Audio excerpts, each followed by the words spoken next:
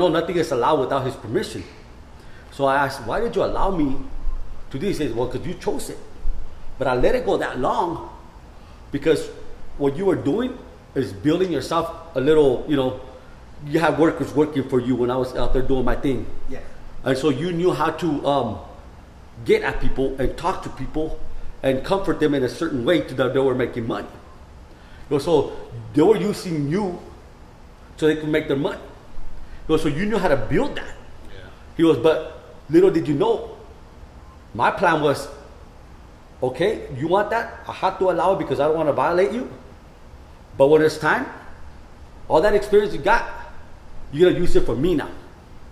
You're going to go out there and start getting those same people, but turn them to my way and start saving those souls. Because they looked up to you because how long you lasted. They looked at you like a person of interest. And so they will always come for you for that help. Now, they're going to come for you, but for a different help. And you're going to know how to help them. So I'm turning this around, but for the good. And so that's why I'm here at the community center. Because all those people, like you said, they come back. Hey, I want to help out. Hey, man, I want to do this. And they do. I got homies of mine, older, younger, coming and they see what we're doing here. And they want to be part of that. And so then I see what God was talking about. Like, he's going to use somebody to get the people here. And then that somebody will lead them, You plant the seed and someone else will water. Yeah. And that's how I ended up here in the community. When I seen that, I'm like, wow, a bigger vision. Like, wow, really? Like you said, I was doing all that bad. Now I'm doing it for good and for God, and for myself and for everybody around. Yeah. And now it feels good, it feels good.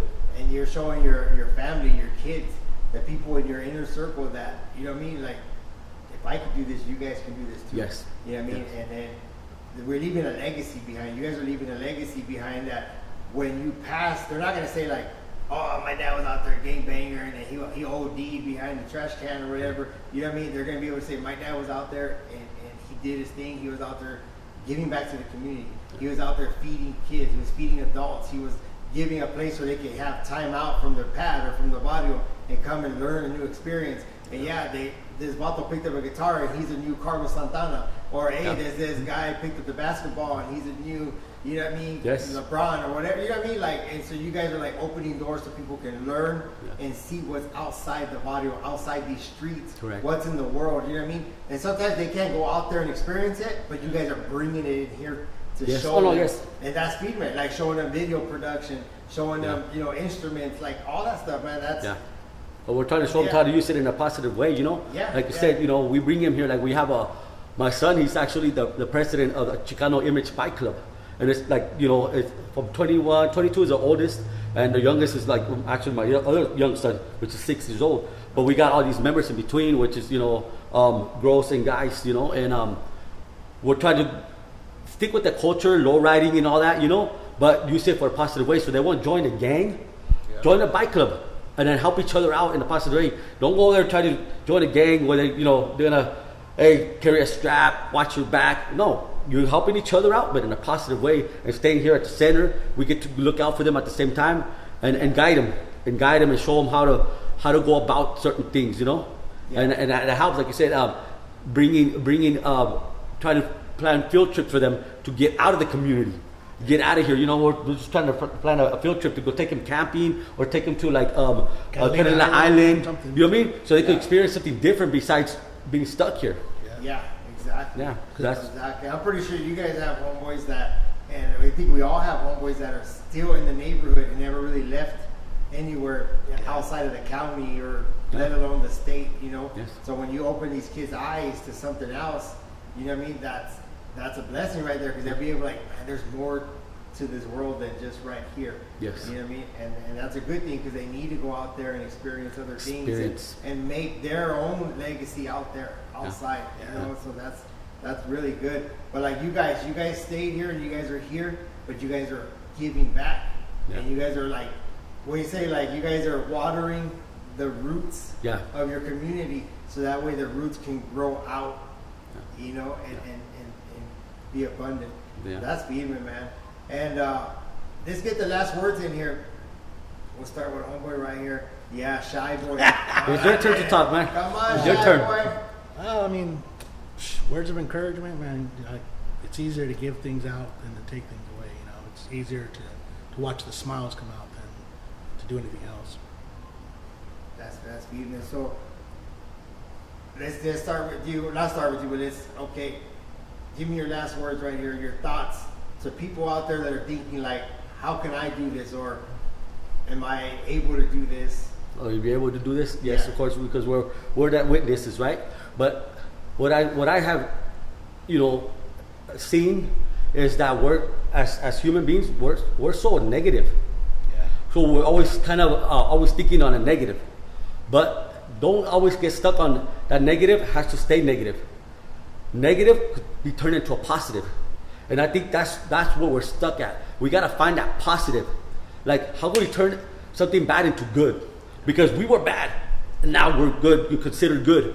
So anybody that's stuck in that situation that or they feel like their life is just always negativity, find a way to make it positive, because there is a way. Because it's not just one-way road. It's a two-way street. You got negative and positive. Get yourself out of that negativity type of thinking and start thinking positive. And when you start thinking positive, you'll see positive things start coming. Yeah. Because then you're going to get yourself out of negativity. Oh, it's good to get a job. I don't have a job. I'm negative. You're feeling negative because you don't have a job. You're feeling down because you need a job. Well, how can you change that? Get a job. Now that's something positive. Go try to hustle yourself. Do something. Hustle out there to where cut someone's yard, or we all got this certain people that we know networking that could probably have merchandise that you sell. Offer up is really good. Go and try to create yourself some kind of income. If you don't have a job, make that your job for a meanwhile until you get on your feet. But don't get stuck on, I can't, my life is right here, it's gonna be hard. That's all negative thinking. Yeah. Just remember, in order to be positive, you have to come out of that negativity. Yeah. You have, positive, you come out of negativity. It's like it was dark and it came to light. Yeah. So it's okay. It's okay, because as humans, like, we always attack the negative, but we always concentrate on the negativity. Like, it's almost like a human trait that we already taught to just think negative and react in a negative way. Yeah. We gotta untrain ourselves and start thinking positive. Untrain ourselves from the negativity. I think it's a lot like the raza, things like that. You know what I mean? And we have that because we're kind of raised that way. Because we're listening to the tios and be like, oh, I see those vatos. I bet you they're taking home all the vegetables at the end of the day. I remember that vato. He ain't doing nothing good over there. I mean, that's the way that the naysayers or people like on that negativity thing. Mm-hmm. And there's plenty of negativity out there. We need to get positive. Yes. And those of us that are positive and trying to do right in the world, we need to be that influence like you guys are doing right now. Mm-hmm. And so, man, it takes a lot. It takes a lot to show people that, to be able to show your vulnerable side. Yeah, because we're always used to like being turtles and shelling up and not letting nobody, that's fair too. You know what I mean? And not even like our old ladies can see that, you know what I mean? You're not gonna see me cry, you're not gonna see me sensitive, you're not gonna see me, Charlie, I'm hard, I'm the man, but when you find, God, or you find that what you need, you're like, man, you know what I mean? It feels good to love people. It feels good to love on people and to let people love on you, and to be able to good influence, be positive, and just be good to the world. Because there's a lot of bad in the world, so it's good to be good, you know what I mean? Yeah. And you guys doing this, man, all I can say is gracias. Thank you for everything you guys are doing. We appreciate you, what you're doing, and it takes one neighborhood at a time. Yes. And it takes one homie at a time, or one person at a time, or one, human being at a time to make the deals right here that are doing that. And they're powerful, and they got powerful stories. And you know what? This is the last that you guys have seen of them. If you guys want to help them, if you want to give back to this community right here, how do they get a hold of you guys? They could go to our website, CasablancaHomeLivingService.org, and they could donate there too. We have a donate button through PayPal or through Zelle and stuff like that. They could donate to help us, because this center runs solely on donations and funds. It's not run by the city or anything like that. It's just grants and donations, Yeah. So we need all that help that we can get, so that way we could get more programs and get these kids out to more trips, keep them away from, just being here, open up their minds and experience something different, We do need that help, to, financially too. It'll be good, Not just that, but even you could volunteer. You could look it up on Google, Casa Blanca Home and Living Service. Also on Facebook, social media. Look us up, DM us, whatever, so that way we could, even if you want to volunteer, you're feeling like, hey, I want to help, you get motivated, reach out to us, and we got volunteer forms, and come and volunteer your time. Yeah, if you guys want to come out, like especially this Christmas, donate some gifts, give them a call, come out here, drop them off in the lobby.